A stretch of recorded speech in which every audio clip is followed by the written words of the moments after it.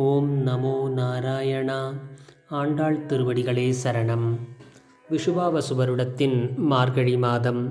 நீலாத்துங்கஸ்தனகிரி தடி சுப்தமுத்போத்ய கிருஷ்ணம் பாரார்த்தியம் ஸ்வம் ஸ்ருதி சதசிரசித்தமத்யாபயந்தி ஸ்வோச்சிஷ்டாயாம் ஸ்ரஜனிகலிதம் யபலாத்கிருத்ய புங்கதே கோதா தஸ்யை நம இதமிதம் பூய ஏவாஸ்து பூயः.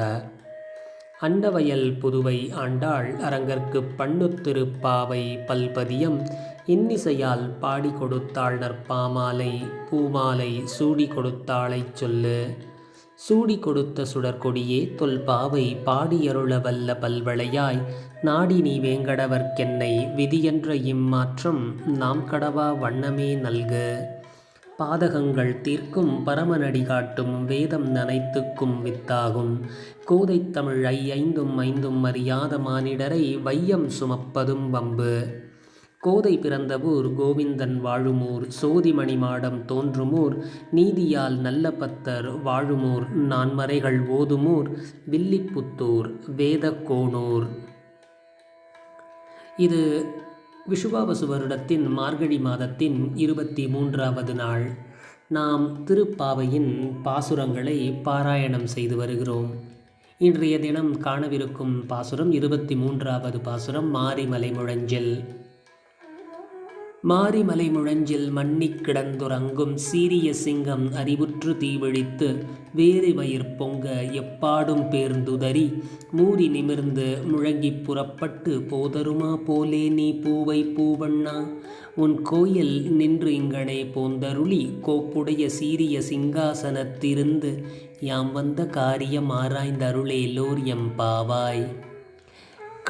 கண்ணனை வேண்டி ஆண்டாள் திருப்பாவை நோன்பை அனுஷ்டிக்கின்றாள். தன் தோழிகளுடன் அனைவரையும் மார்கழி மாதத்தின் காலை வேளையில் ஒன்றாக சேர்ந்து கண்ணனின் திருமாளிகையை அடைந்து கண்ணனை உறக்கத்திலிருந்து எழுப்ப முற்படுகின்றாள். அப்படி அவள் கண்ணனின் தனியறையில் வந்து நப்பின்னியை எழுப்பி தங்களுடன் சேர்த்து கொண்டு இப்பொழுது எல்லோருமாக சேர்ந்து கண்ணனை எழுப்புகிறார்கள். அப்படி எழுப்பும் பொழுது அவள் வேண்டுதல் என்னவென்று கண்ணன் எப்படி கேட்க வேண்டும் என்பதையும் வலியுறுத்துகிறாள் ஆண்டாள். கண்ணன் படுக்கையிலிருந்து எழுந்து உட்கார்ந்து உனக்கு என்ன வேண்டும் ஆண்டாள் என்று கேட்கக்கூடாதாம். அவள் சொல்கிறாள் கண்ணன் எப்படி வர வேண்டும் அப்படி என்பதை அவள் விவரித்து காட்டுகிறாள். அவள் சொல்கிறாள் மாரிமலை முழஞ்சில் மன்னிக் கிடந்துறங்கும். மாரிமலை முழஞ்சில் மழைக்காலத்தில் மலை முழஞ்சல். முழஞ்சல் என்றால் குகை. மழைக்காலங்களில் மலை குகைக்குள் மன்னிக் கிடந்துறங்கும். அங்கு போய் அடங்கி அந்த மலை குகைக்குள் அந்த மலை குகைக்குள் அந்த சிங்கமானது மழைக்காலத்தை கடக்கும் பொருட்டு உறங்கிக் கொண்டிருக்குமாம். அப்படிப்பட்ட அந்த சீரிய சிங்கம் மழைக்கால முடிவில் அறிவுற்று விழித்து எழும் பொழுது அதனுடைய கண்கள் சிவந்து தீ விழிப்பதை போன்று அந்த விழி திறக்குமாம். அப்படி திறந்து பிறகு வேரி மயிர் பொங்க எப்பாடும் பேர்ந்துதறி அந்த சிங்கத்தின் பிடரியில் இருக்கும் மயிரை அது உதருமாம். இப்படி தண்ணியில் மழை நீரில் நனைந்து விட்டால் அந்த நீரை போப்பதற்காக மிருகங்கள் எல்லாம் உதரும் அல்லவா? அப்படி அதனுடைய தலையை அது இடதும் வலதுமாக மேலும் கீழுமாக சிலுப்பும்.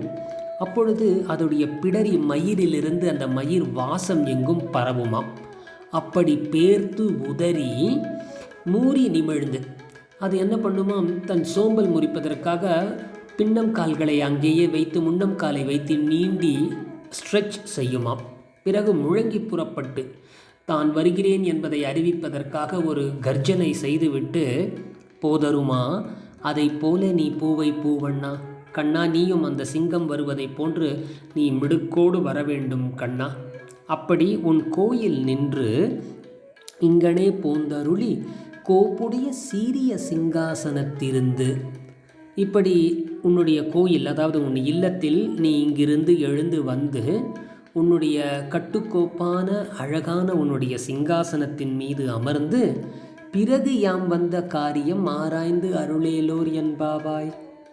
உன்னுடைய சிங்காசனத்தில் அமர்ந்து நாங்கள் இதற்காக வந்திருக்கிறோம், எங்களின் வேண்டுதல் என்ன என்பதை கேட்டு எங்களுக்கு செய்ய வேண்டியதை செய் கண்ணா என்று அழைப்பு விடுக்கின்றாள் ஆண்டாள். மாரிமலை முழஞ்சில் மன்னிக் கிடந்துறங்கும் சீரிய சிங்கம் அறிவுற்று தீவிழித்து வேரிமயிர் பொங்க எப்பாடும் பேர்ந்துதறி மூரி நிமிர்ந்து முழங்கி புறப்பட்டு போதருமா போலே நீ பூவை பூவண்ணா உன் கோயில் நின்றிங்கனே போந்தருளி கோப்புடைய சீரிய சிங்காசனத்திருந்து யாம் வந்த காரியம் ஆராய்ந்தருளேலோர் எம்பாவாய்.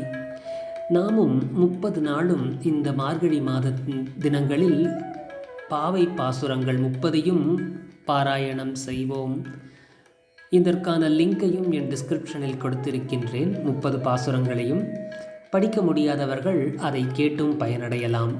நாமும் இந்த பாசுரங்களை பாராயணம் செய்து கண்ணனின் திருவடிகளில் சரணடைவோம். கண்ணன் திருவடிகளே சரணம். ஆண்டாள் திருவடிகளே சரணம். ஜெய் ஸ்ரீ கிருஷ்ணா.